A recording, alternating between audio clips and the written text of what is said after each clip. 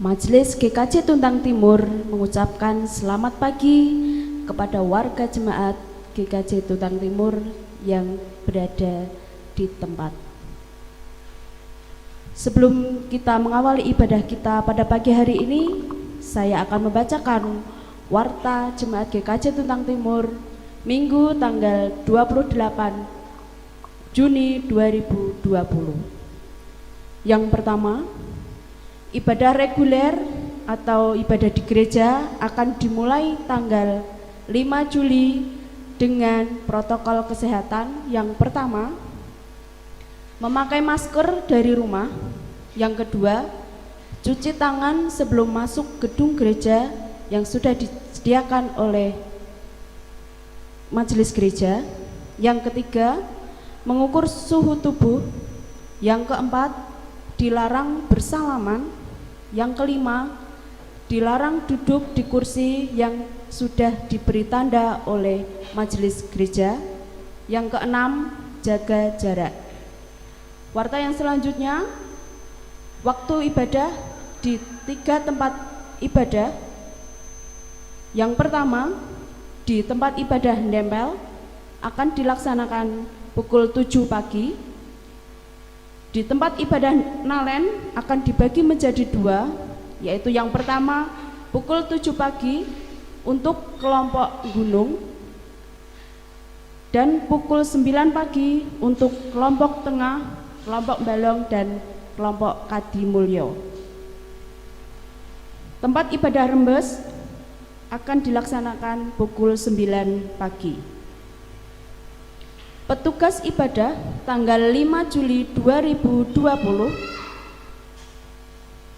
di tempat ibadah Nempel, pengkhotbah Bapak Pendeta Doni Setiawan, organis Bapak Jumarno, kantorya Ibu Juriatini dan Ibu Suratmi. Tempat ibadah Nalen, pengkhotbah pukul 7 pagi Bapak Tri Sunyoto, pukul 9 pagi Ibu Nani. Organis Bapak Legowo, kantorya Ibu Eliana dan Ibu Rima.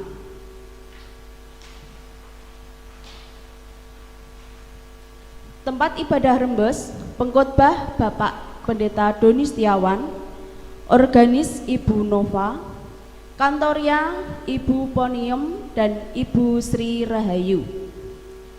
Warta yang selanjutnya, akan dilaksanakan peneguhan calon majelis di tempat ibadah Nalen atas nama Bapak Kuswanto dan Bapak Lukas Rianto yang akan dilaksanakan di tempat ibadah Nalen yang akan dilayani oleh Bapak Pendeta Doni Setiawan yang akan dilaksanakan pada hari Minggu tanggal 12 Juli 2020 pukul 7 pagi. Demikian Bapak Ibu dan Saudara yang terkasih di dalam nama Tuhan Yesus, warta jemaat GKJ Tuntang Timur hari Minggu tanggal 28 Juni 2020. Mari Bapak Ibu dan Saudara yang terkasih di dalam nama Tuhan Yesus, kita mau memasuki setiap ibadah kita pada pagi hari ini dengan kita bangkit berdiri. Kita mau memasuki altar Tuhan dengan kita menyanyikan kidung pembuka, kidung jemaat nomor 15 bait yang pertama dan kedua.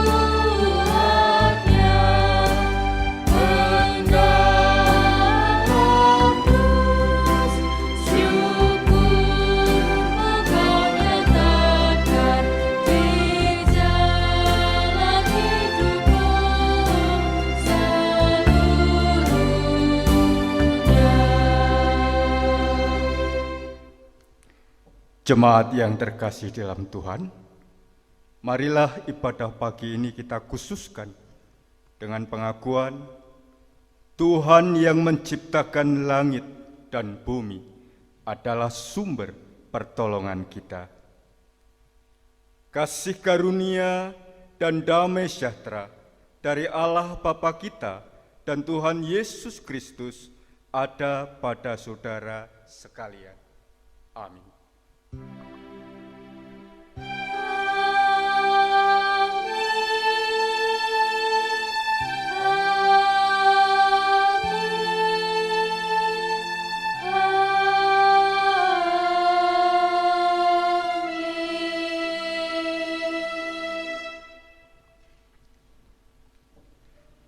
Marilah bersama-sama dengan hati yang penuh syukur dan sukacita kita memuliakan Tuhan dengan kidung jemaat 68 bait 1 dan 3.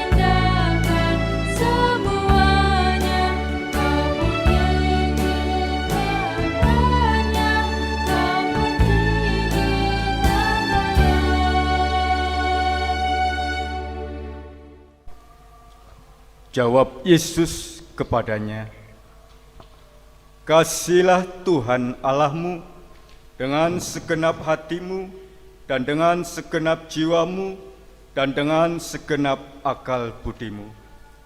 Itulah hukum yang terutama dan yang pertama. Dan hukum yang kedua yang sama dengan itu ialah, kasihilah sesamamu manusia seperti dirimu sendiri.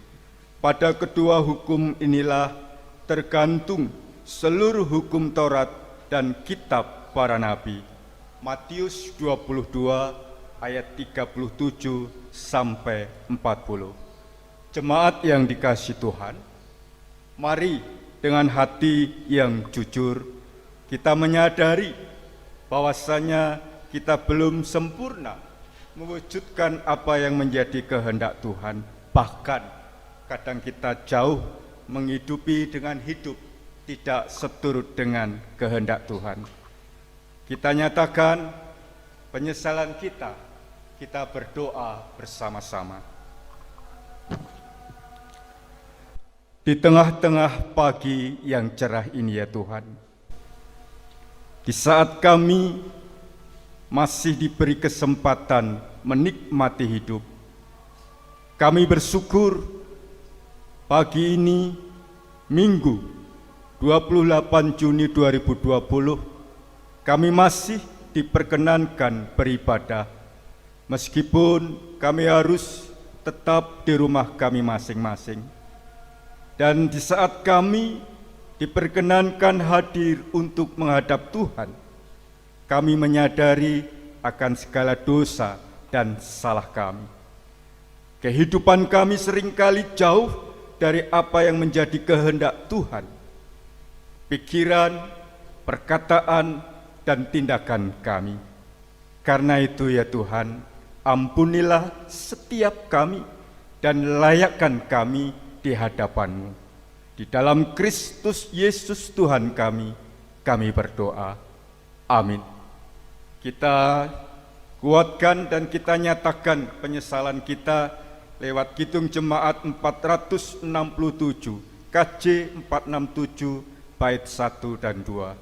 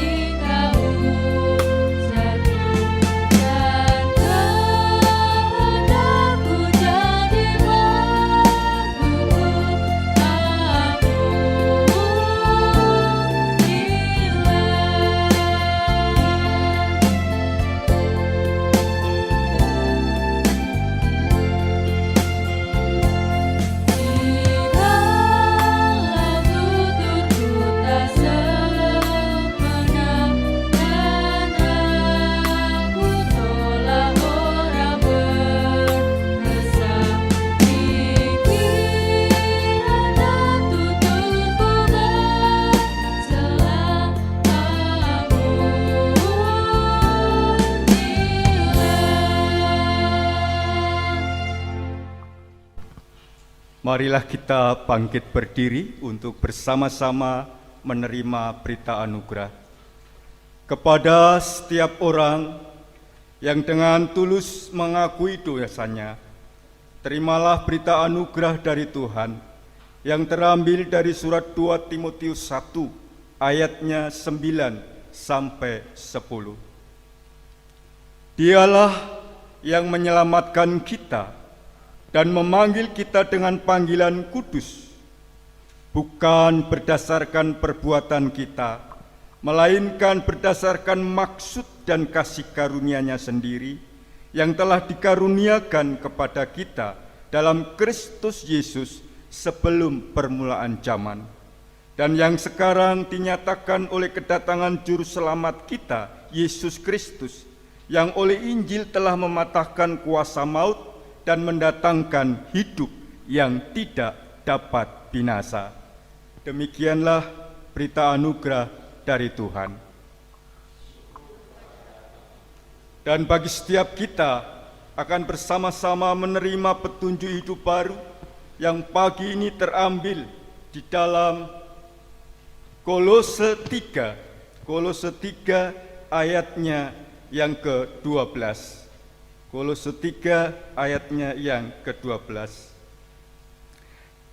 Karena itu, sebagai orang-orang pilihan Allah yang dikuduskan dan dikasihi-Nya, kenakanlah belas kasihan, kemurahan, kerendahan hati, kelemah lembutan, dan kesabaran. Kita nyanyikan Kidung Jemaat 353 bait 1 dan 4.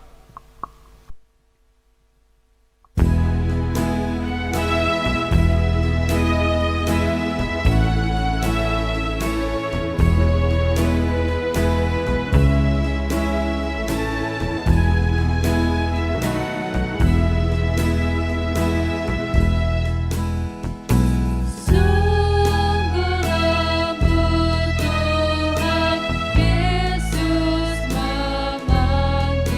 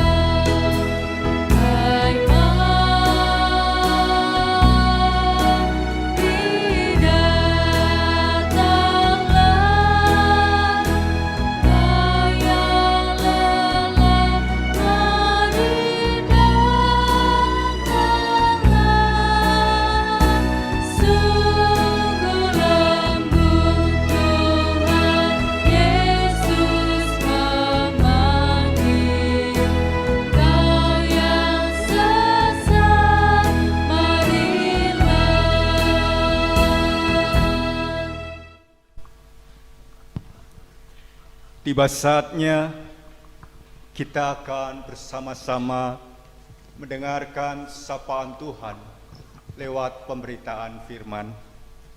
Namun demikian, mari dengan kerendahan hati kita menghadap Tuhan di dalam doa, memohon pimpinan Roh Kudus. Kita berdoa. Bapa yang di surga, Allah yang senantiasa kami puji, kami sembah di setiap nafas dan langkah kehidupan kami. Tiba saatnya ya Tuhan, di saat kami boleh memuji dan mengagungkan Tuhan lewat puji-pujian, kini kami membuka hati, pikiran, dan segenap kehidupan kami untuk Tuhan sapa lewat pemberitaan firman. Hamba-Mu dengan segala keterbatasannya, kiranya kuasa Roh Kudus sendiri yang menuntun dan memampukan, sehingga dimampukan untuk berkata-kata seturut dengan kehendak Tuhan. Dan setiap kami yang mendengarkan dimampukan untuk mengerti, memahami, dan pada akhirnya melakukannya. Berfirmanlah ya Tuhan, karena kami siap untuk mendengarkan. Di dalam Kristus Yesus Tuhan kami berdoa. Amin.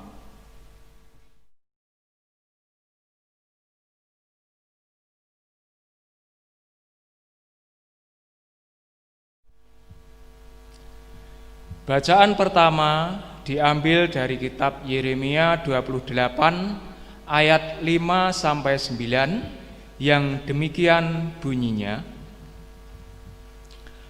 Lalu berkatalah Nabi Yeremia kepada Nabi Hanaya di depan mata imam-imam dan di depan mata seluruh rakyat yang berdiri di rumah Tuhan itu.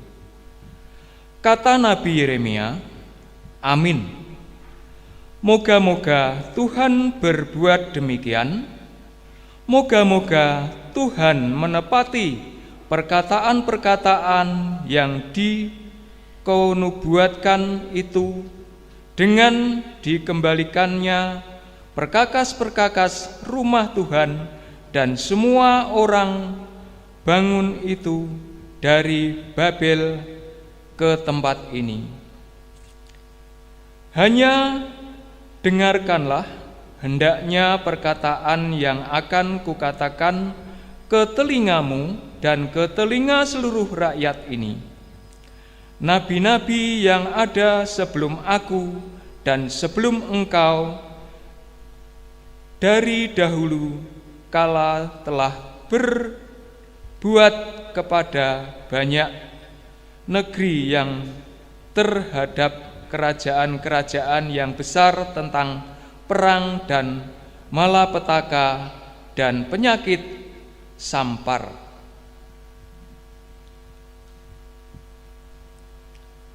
Tetapi mengenai seorang nabi yang bernubuat tentang damai sejahtera, jika nubuat nabi itu digenapi, maka barulah ketahuan bahwa nabi itu benar-benar diutus oleh Tuhan.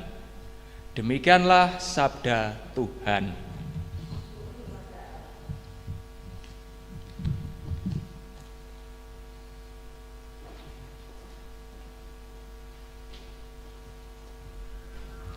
Mazmur tanggapan terambil dari Mazmur pasal yang ke-89 ayat 1-4, dilanjutkan ayat yang ke-15 sampai yang ke-18 yang demikian.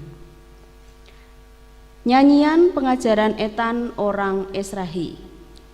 Aku hendak menyanyikan kasih setia Tuhan selama-lamanya, hendak memperkenalkan kesetiaan-Mu dengan mulutku turun-temurun. Sebab kasih setiamu dibangun untuk selama-lamanya, kasih setiamu tegak seperti langit. Engkau telah berkata, telah kuikat perjanjian dengan orang pilihanku, Aku telah bersumpah kepada Daud, hambaku. Keadilan dan hidup adalah tumpuan tahtamu. Kasih dan kesetiaan berjalan di depanmu. Berbahagialah bangsa yang tahu bersorak-sorai.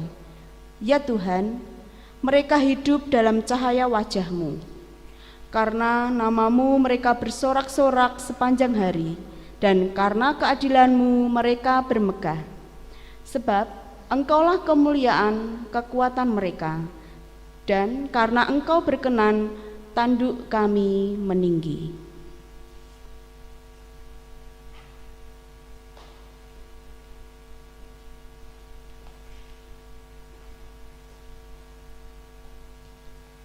Bacaan kedua diambil dari Roma 6 ayat 12 sampai yang ke-23. Yang demikian bunyinya. Sebab itu hendaklah dosa jangan berkuasa lagi di dalam tubuhmu yang fana, supaya kamu jangan lagi menuruti keinginannya. Dan janganlah kamu menyerahkan anggota-anggota tubuhmu kepada dosa untuk dipakai sebagai senjata kelaliman. Tetapi serahkanlah dirimu kepada Allah sebagai orang-orang yang dahulu mati, tetapi yang sekarang hidup. Dan serahkanlah anggota-anggota tubuhmu kepada Allah untuk menjadi senjata-senjata kebenaran. Sebab kamu tidak akan dikuasai lagi oleh dosa, karena kamu tidak berada di bawah hukum Taurat, tetapi di bawah kasih karunia. Jadi bagaimana? Apakah kita akan berbuat dosa? Karena kita tidak berada di bawah hukum Taurat, tetapi di bawah kasih karunia. Sekali-kali tidak. Apakah kamu tidak tahu bahwa apabila kamu menyerahkan dirimu kepada seseorang sebagai hamba untuk menaatinya, kamu adalah hamba orang itu, yang harus kamu taati, baik dalam dosa yang memimpin kamu kepada kematian, maupun dalam ketaatan yang memimpin kamu kepada kebenaran. Tetapi syukurlah kepada Allah, dahulu memang kamu hamba dosa, tetapi sekarang kamu dengan segenap hati telah menaati pengajaran yang telah diteruskan kepadamu. Kamu telah dimerdekakan dari dosa dan menjadi hamba kebenaran. Aku mengatakan hal ini secara manusia karena kelemahan kamu. Sebab sama seperti kamu telah menyerahkan anggota-anggota tubuhmu menjadi hamba kecemaran dan kedurhakaan yang membawa kamu kepada kedurhakaan. Demikian hal kamu sekarang harus menyerahkan anggota-anggota tubuhmu menjadi hamba kebenaran yang membawa kamu kepada pengudusan. Sebab waktu kamu hamba dosa, kamu bebas dari kebenaran, dan buah apakah yang kamu petik daripadanya? Semuanya itu menyebabkan kamu merasa malu sekarang, karena kesudahan semuanya itu ialah kematian. Tetapi sekarang, setelah kamu dimerdekakan dari dosa dan setelah kamu menjadi hamba Allah, kamu beroleh buah yang membawa kamu kepada pengudusan, dan sebagai kesudahannya ialah hidup yang kekal. Sebab upah dosa ialah maut, tetapi karunia Allah ialah hidup yang kekal dalam Kristus Yesus Tuhan kita. Demikianlah sabda Tuhan.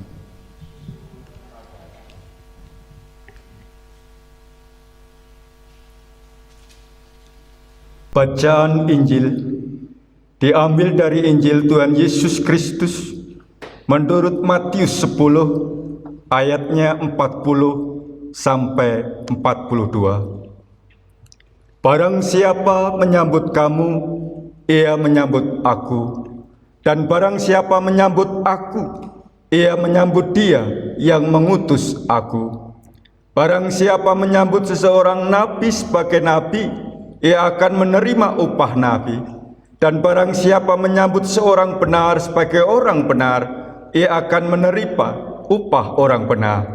Dan barang siapa memberi air sejuk secangkir saja pun kepada salah seorang yang kecil ini, karena ia muridku, aku berkata kepadamu, sesungguhnya ia tidak akan kehilangan upahnya daripadanya. Berbahagialah setiap kita yang mau mendengarkan firman Tuhan dan melakukannya dalam kehidupan hari lepas hari. Haleluya.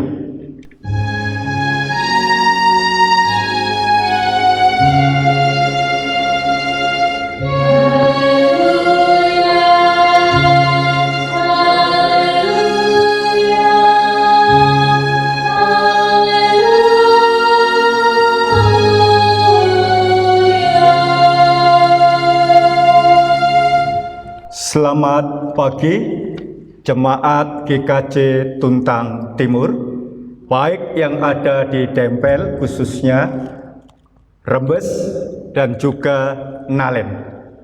Bagaimana kabarnya pagi ini? Ya, kita bersyukur apapun keadaannya kita masih diberi kesempatan untuk beribadah. Saya akan mengawali khotbah pagi ini dengan semacam ajakan kesadaran. Memang kita makhluk pribadi, tetapi di sisi yang lain kita juga makhluk sosial. Kita tidak bisa hidup sendiri.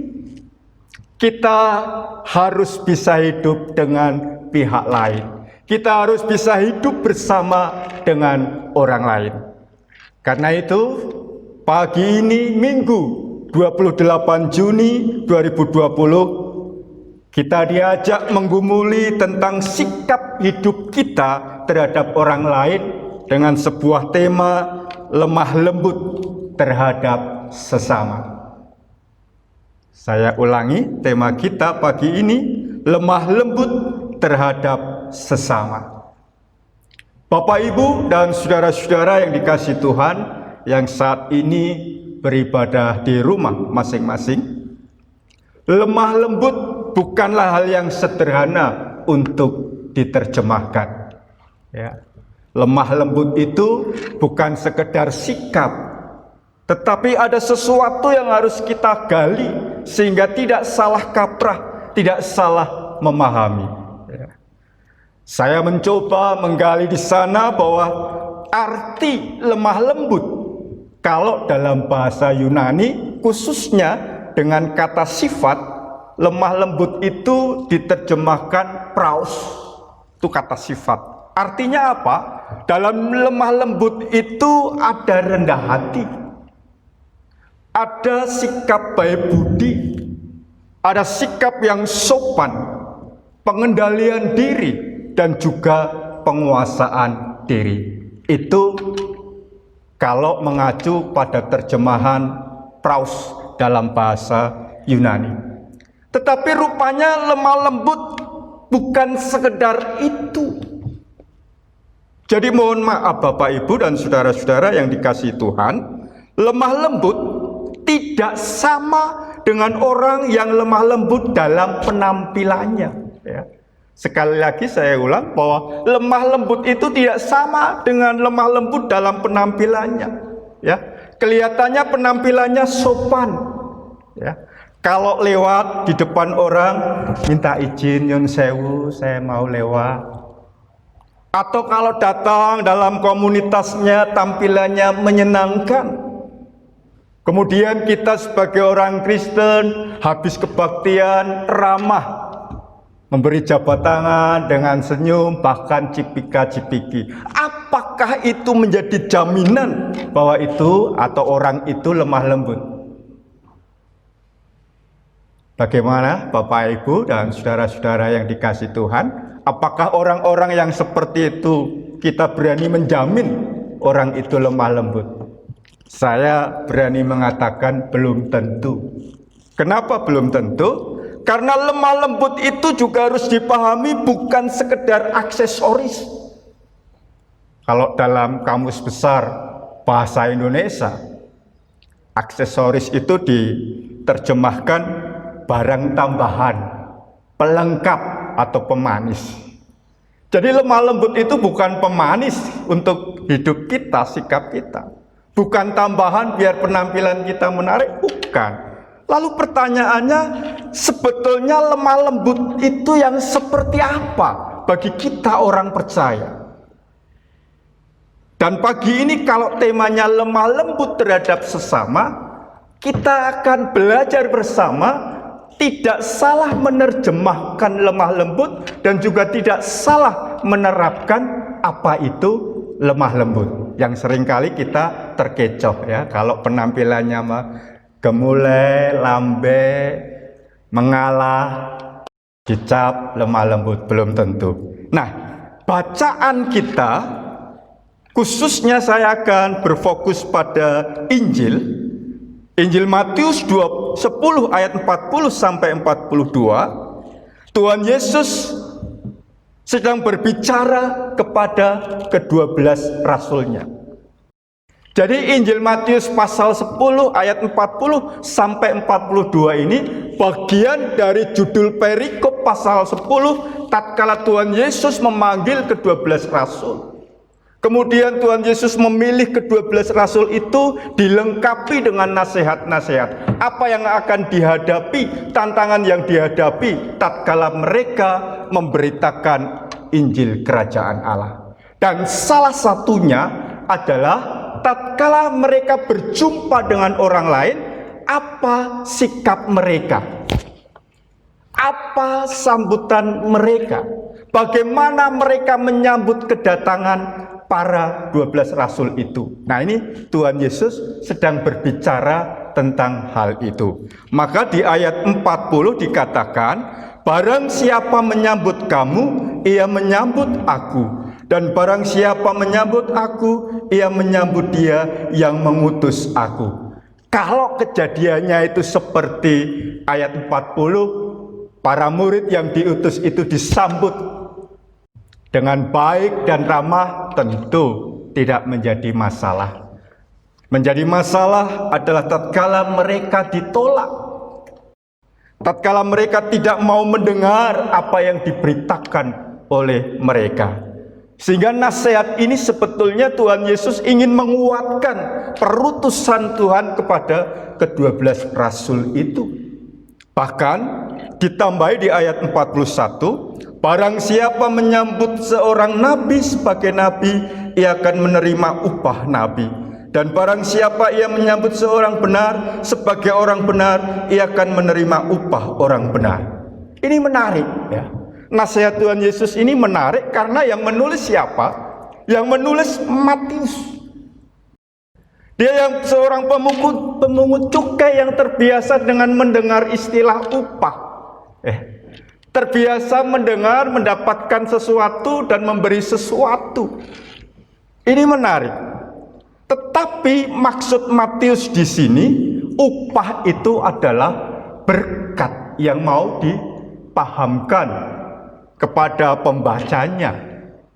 Jadi kalau kita bahasakan sederhana, kalau seseorang mau menyambut kedatangan pemberitaan Injil ke-12 rasul itu pada waktu itu, sebetulnya mereka mendapatkan upah, mendapatkan berkat. Baik yang didatangi maupun yang mendatangi sama-sama mendatangkan berkat. Itu kalau kita kaji ayat-ayat ini. Tetapi menarik juga, rupanya di ayat 42 tidak berhenti. Tuhan Yesus membekali bagaimana kalau menyambut dan disambut itu hanya berbicara orang benar. Ada ujian yang harus dialami, sikap yang seperti apa tatkala 42 berbicara tentang orang kecil. Saya akan bacakan. Dan barang siapa memberi air sejuk secangkir saja pun kepada salah seorang yang kecil ini, karena ia muridku, aku berkata kepadamu, sesungguhnya ia tidak akan kehilangan upahnya daripadanya.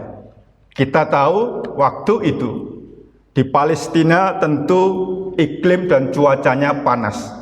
Jadi ada budaya, ada tradisi, di setiap rumah selalu menyediakan air bagi tamu-tamu yang datang, menyambutnya dengan air. Nah, kalau dikatakan air sejuk, artinya air yang memang benar-benar dipersiapkan. Ya. Yang jelas waktu itu belum ada kulkas ya, belum ada freezer, sehingga bahasanya bukan air es atau air yang Segata air sejuk ini berbicara air yang sudah disiapkan untuk tamu yang datang. Tapi ada kalimat yang menjadi perhatian kita untuk melihatnya. Kepada salah seorang yang kecil ini. Jadi setelah berbicara nabi, orang benar, bagaimana tatkala berhadapan dengan orang kecil? Orang kecil ini sebetulnya berbicara manusia yang tidak diperhitungkan. Ya, jadi orang kecil itu gambaran yang tidak diperhitungkan. Nanti kita akan ulas lagi seperti apa yang dimaui dalam Injil ini. Jadi rupanya sambut menyambut itu tidak berbicara hanya pada pihak yang menerima saja. Karena kalau kita datang, disambut tidak dengan ramah, disambut dengan tidak seperti yang kita harapkan, kita akan kecewa. Nah, Tuhan Yesus pun membekali ke-12 rasul itu, tatkala berita Injil itu diberitakan, harus siap. Pasti ada yang menerima, ada yang menolak, bahkan mungkin ada yang menentang. Nah, Bapak Ibu dan saudara-saudara yang dikasihi oleh Tuhan Yesus Kristus, kalau kita kembali pada definisi lemah lembut tadi, ada yang menarik. Kalau kita perhatikan di sana ada pengendalian diri atau penguasaan diri.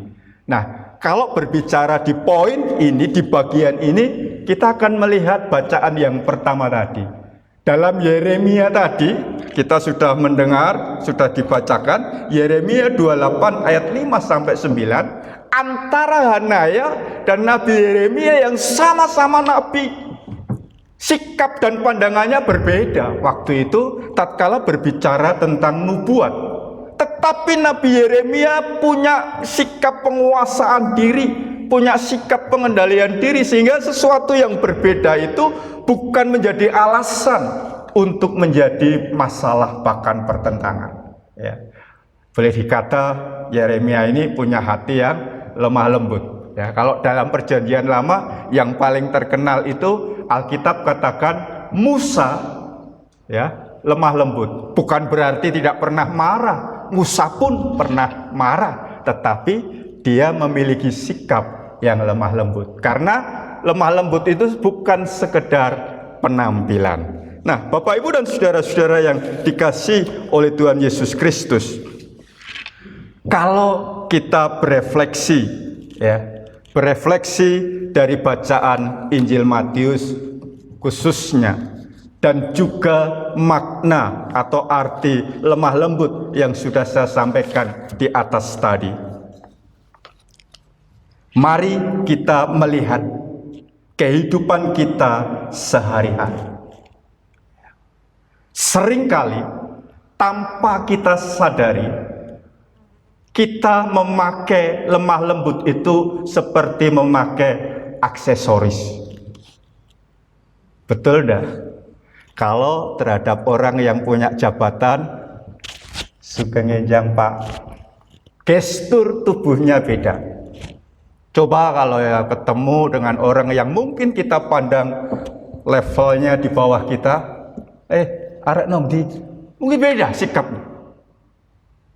Lemah lembut bukan sekedar penampilan seperti itu. Lemah lembut itu adalah buah dari perjumpaan dengan Tuhan. Buah dari kehidupan bersama Tuhan yang sejatinya lemah lembut itu harus menjadi jati diri mewarnai kehidupan orang percaya. Ya repot kalau lemah lembut itu dipakai seperti aksesoris, ya, pemanis. Ya. Yang namanya pemanis itu tidak sehat. Coba minuman kalau dikasih pemanis sehat? Enggak. Orang kalau bersikap ramah hanya pemanis, bukannya menyenangkan tapi lebay, ya, menyebalkan juga. Ya. Kita akan bisa memahami ini pemanis atau sungguh-sungguh lemah lembut tatkala antara hari Minggu dan di luar hari Minggu kalau kita orang Kristen. Hari Minggu seperti malaikat. Wah, salam, salam. Apa kabarnya? Puji Tuhan. Ada yang jawab luar biasa. Sampai di rumah bertengkar dengan istrinya. bertengkar dengan keluarganya.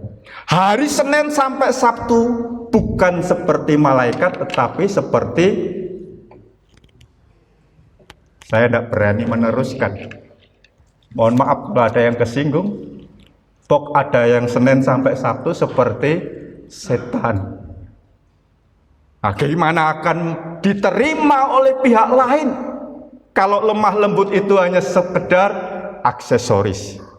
Karena itu pagi ini memang kelihatannya temanya ringan, tetapi saya berharap setelah tahu makna lemah lembut, siapapun yang selama ini lemah lembut kita hanya untuk aksesoris, untuk kepentingan kita, tetapi bukan dari buah kehidupan kita bersama Tuhan, maka kita harus mulai bertobat.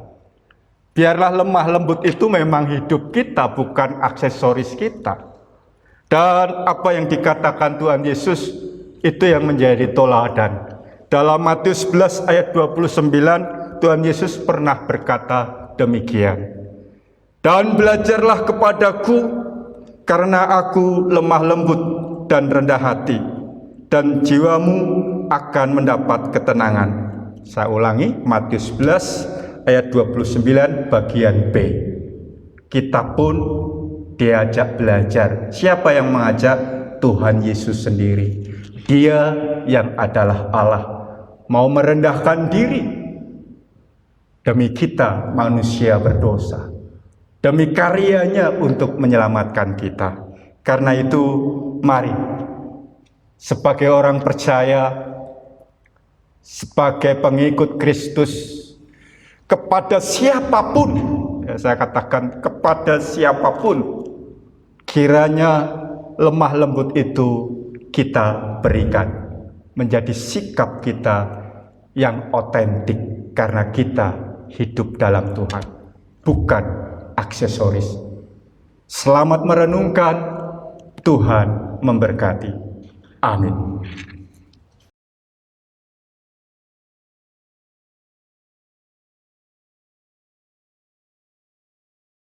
Saat teduh bagi kita.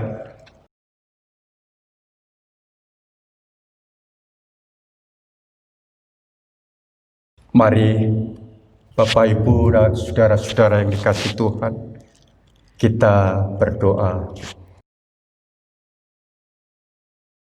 Kami bersyukur ya Tuhan. Tuhan menyapa kami, mengingatkan perjalanan hidup kami yang sering kali berjumpa dengan orang lain. Sikap kehidupan kami mungkin jauh dari apa yang Tuhan inginkan, apa yang Tuhan kehendaki dalam diri kami.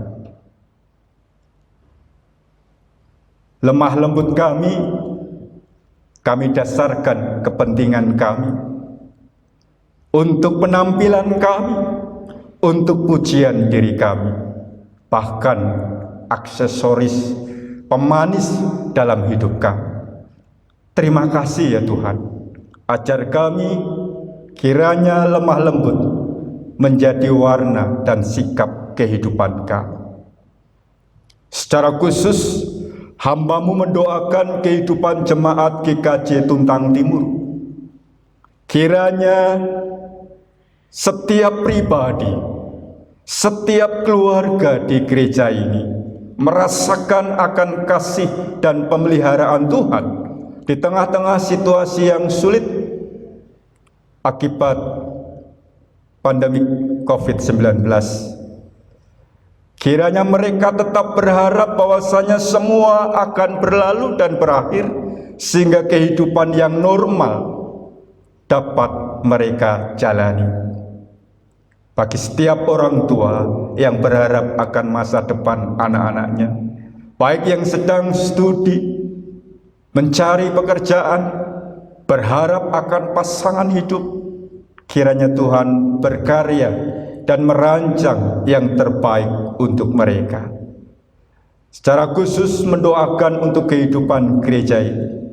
Apa yang dirancang, apa yang menjadi program, kiranya dapat terwujud meskipun banyak tantangan yang harus dihadapi. Mendoakan untuk Gembala Gereja GKJ Tuntang Timur, Pendeta Doni Setiawan beserta keluarga, biarlah diberi hati yang setia di dalam menjalankan mandat yang dari Tuhan, melayani domba-domba yang dipercayakan Tuhan untuk Pendeta Doni Setiawan. Berikan kesehatan dan Tuhan berkati kehidupan keluarganya. Di penghujung doa syafaat kami bersatu hati Tuhan, mendoakan bangsa dan negara kami, mendoakan para pemimpin kami, dari yang pusat sampai yang daerah, biarlah mereka bahu-membahu bersatu untuk mewujudkan kehidupan yang lebih baik, kehidupan yang lebih sejahtera. Pada akhirnya kami hendak akhiri doa kami sebagaimana Tuhan Yesus ajarkan pada setiap kami. Bapa kami yang di surga, dikuduskanlah namamu, datanglah kerajaanmu, jadilah kehendak-Mu di bumi seperti di surga. Berikanlah kami pada hari ini makanan kami yang secukupnya, dan ampunilah kami akan kesalahan kami, seperti kami juga mengampuni orang yang bersalah kepada kami. Dan janganlah membawa kami ke dalam pencobaan, tetapi lepaskanlah kami daripada yang jahat. Karena Engkaulah yang mempunyai kerajaan dan kuasa dan kemuliaan sampai selama-lamanya. Amin. Kita akan memberikan persembahan. Sebagai dasar dari persembahan terambil dari Roma 12 ayat yang ke-1.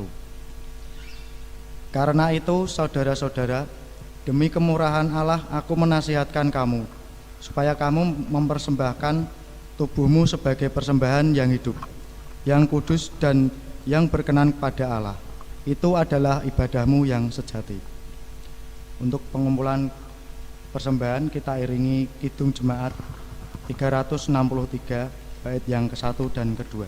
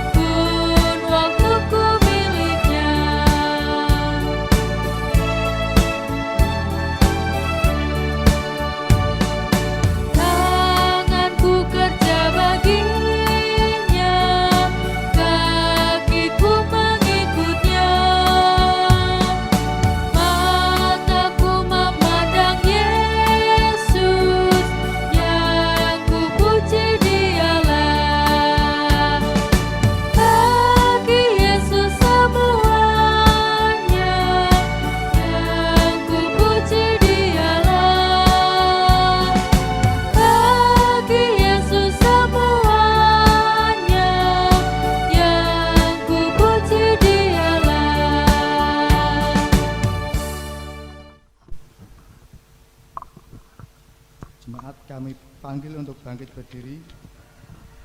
Doa persembahan saya antarkan. Segala ungkapan syukur hanya kepadamu Bapa di sorga, oleh karena kasih karunia dan berkat yang boleh selalu kami terima sampai saat ini. Untuk itu Bapa di sorga, saat ini kami hendak memberikan persembahan. Kuduskan dan terimalah persembahan kami supaya menjadi berkat pelayanan-Mu. Doa ini kami haturkan ke dalam tangan kuasa-Mu Tuhan kami Yesus Kristus. Amin.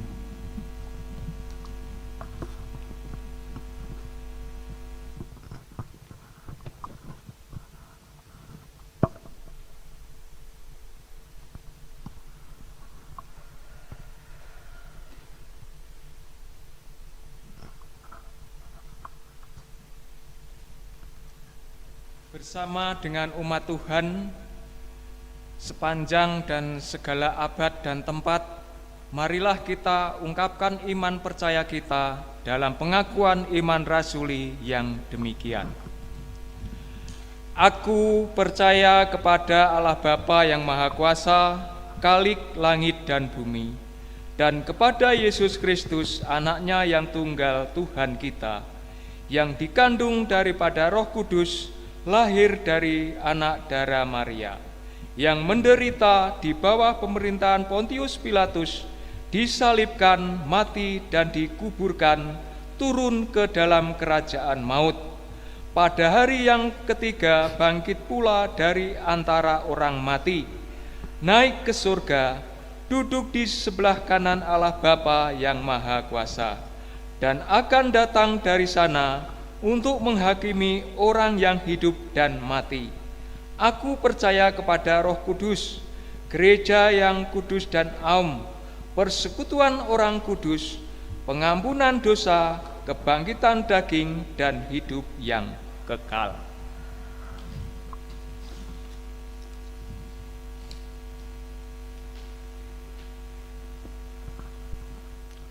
Kini terimalah berkat dari Tuhan.